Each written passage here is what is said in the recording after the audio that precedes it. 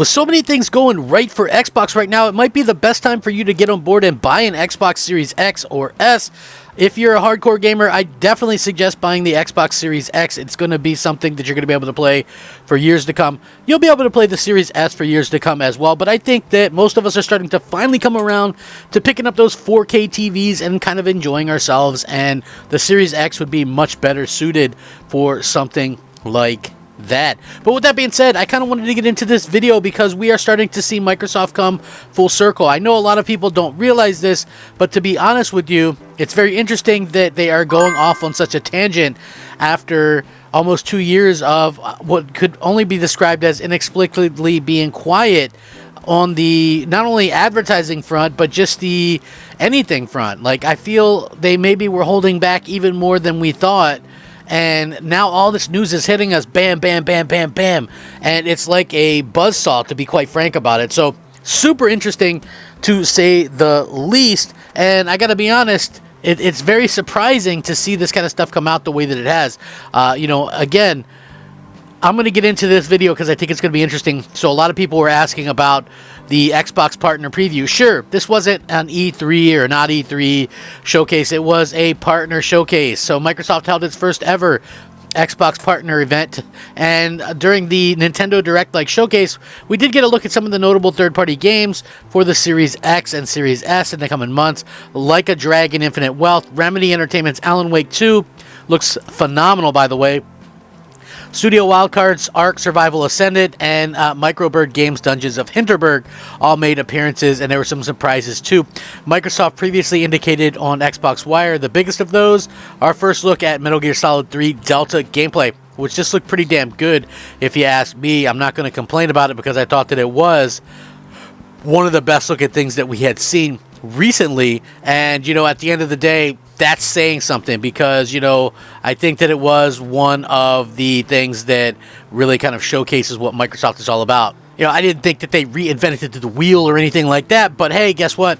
You don't have to, right? So Like a Dragon Infinite Wealth features like an Animal Crossing sort of mini game. Looked very interesting. Got a new trailer to kick things off, which I thought was focused on highlighting one of the weird side activities in the RPG sort of adventure. Dungeons of Hinterberg shows its social side in a new trailer as well, which I'm going to link this. You can check this out. But yeah, they're kind of killing it. The Snake Eater stuff runs on Unreal Engine 5, so it looked really, really good. I love Metal Gear Solid 3. I thought it was a fantastic game. It's clearly looking like it's going to be a great remake. And I'm not really big on the remakes these days, but this one looks good. Could be one that I pick up just because I love that franchise, and we probably won't ever see like a new one. So yeah, it definitely is something that looks fantastic. Plus, I thought what Microsoft was able to accomplish by getting these games shown, some of them anyway, is the fact that, guess what? They don't have to let everybody keep thinking that these are PlayStation exclusive games. So not only are they upping the advertising, upping everything that they're doing, they are really doing one of the best things that I've ever seen in my life, and that is making sure that everybody is on board with what they're kind of doing. So I like seeing that, and then being able to see some of these games, and yes, they are of course multi-plat. Like, yes, that is multi-platform and things like that. I hope that everybody kind of understands that this is like a multi-platform situation, but in the past, Microsoft would just let it be kind of by the wayside or what have you, that at the end of the day, are these things going to be exclusive or not? Like, we didn't know. There were a lot of exclusivity announcements around this game when it first was announced at Sony show. So nice that we can see that. The Ark Survival Ascended looks pretty good in the new Unreal Engine 5. Alan Wake 2, phenomenal game. I have that already pre-ordered and things like that. There was some other things like the Rogue City, the RoboCop Rogue City got a launch trailer. Look, that game is surprisingly interesting to me. I'm kind of excited by the prospect of it. So yeah, I'm on board with what Microsoft is doing. They're kind of going out there, making sure that everybody is kind of talking the talk and walking the walk. I like that Microsoft is so proactive these days, because who wants a company to just kind of sit back and just be like a floppy cock, so to speak? And let's just be real. like Xbox was doing some things here and there, but they weren't really hitting it to where people were like, oh my gosh, you know, I got to get me an Xbox. Or it's like now it seems like they have a very big goal and a very kind of big idea that, you know, Xbox needs to be looked at as something for the future or whatever. So, you know, again, they took this bet on sort of the cloud and all that kind of nonsense. Now they've admitted, hey, we bet too big on that.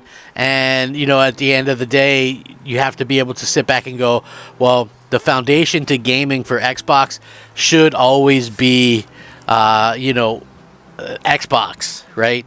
So when you have these kind of showcases and things like that, I think it's very important, kind of going forward, that you do actually have new stuff to showcase, and that you have things that can make the fans get excited for a change. Because let's just be real, we were missing that, you know. Like, yes, the irony of all of this whole thing is, right, and there's a lot of ironies here, that Microsoft themselves have been in this sort of situation, you know, where, you know, everybody kind of looks at them and goes, Microsoft really has kind of dropped the ball here. They dropped the ball there, but now they've restructured their leadership. They've restructured everything, setting ahead. They've started advertising Xbox consoles and Xbox games again.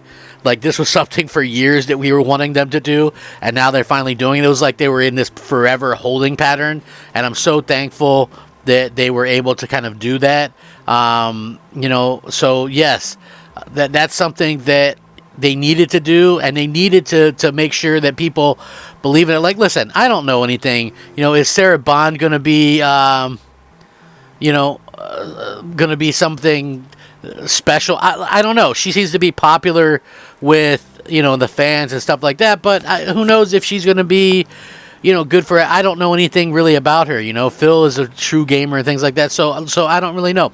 Now, when it comes to, you know, what these other people are doing and things like that, I think that it makes sense to have all this kind of stuff in kind of your ducks in a row, because you have to have, you know, showcases like these little things. I know some people look at them and they go, oh man, well, is that really needed? Did they really need that show?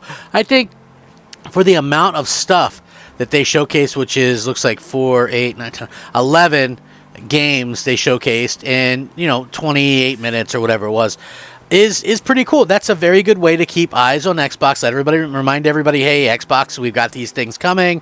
You know, this is what you can look forward to, and that's exactly what they were able to accomplish, and I love that about that. You know, and the funny thing is, you had like the PlayStation fans try to make it seem like, you know, it wasn't a big deal or whatever. But the funny thing is to me anyway, that was even more exciting than Sony's big first party showcase. Like, I don't know, whatever the deal is with Sony lately, they aren't really getting it the way that I would consider, you know, being excited. I've mentioned this numerous times. As somebody who has owned every PlayStation, I've never been less excited for PlayStation. Right? I don't care how many pieces of plastic they're selling. That doesn't really make a difference to me one way or the other. It really kind of comes down to the vision, the games, that kind of stuff, and it doesn't look like they have either of those things locked in. And there's a lot of rumors going around right now that they are absolutely, you know, not on the same page, not in sync, and things like that. So yeah, we'll see what happens. But anyway, I'm very curious to hear what you all think. Let me know. Rack 'em up. I'm Crap Gamer. This has been Crap Gamer Reviews. Crap Gamer out.